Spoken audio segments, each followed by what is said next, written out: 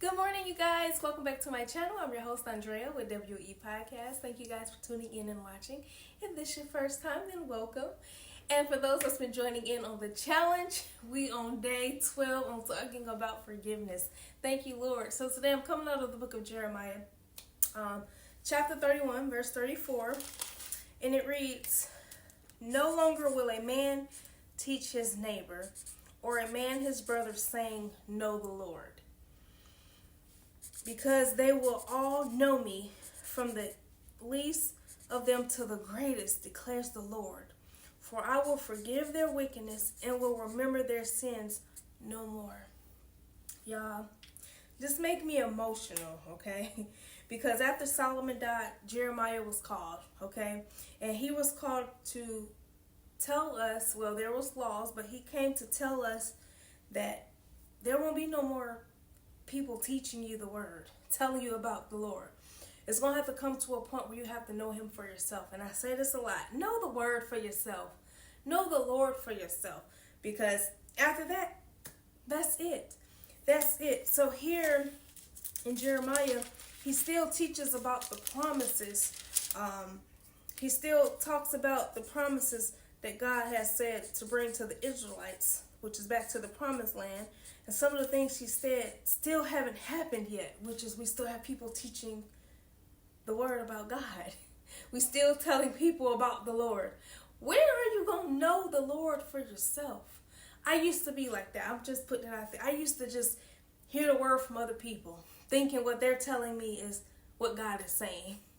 I had to learn to hear him for myself.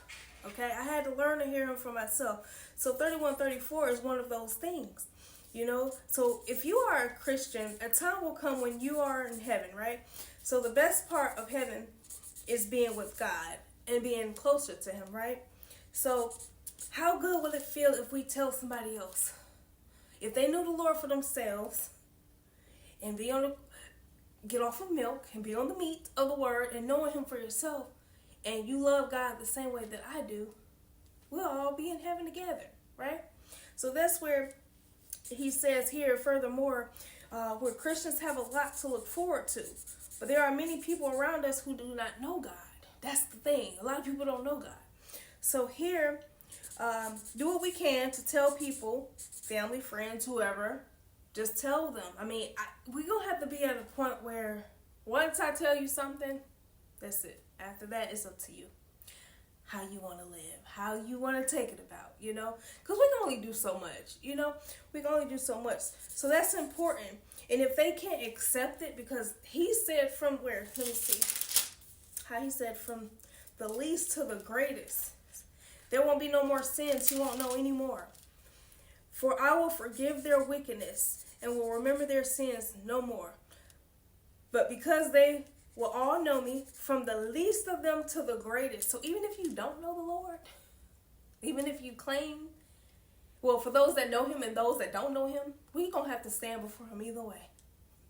We're going to have to stand before him either way. So it's going to have to come to a point where if they can't accept it, we have to pray for them. We will have to pray for them. So here in Jeremiah, where he was called by God to be a prophet to Judah, okay? He's faithfully confronted the leaders and the people with their sin. He prophesied both in Babylon and for people to return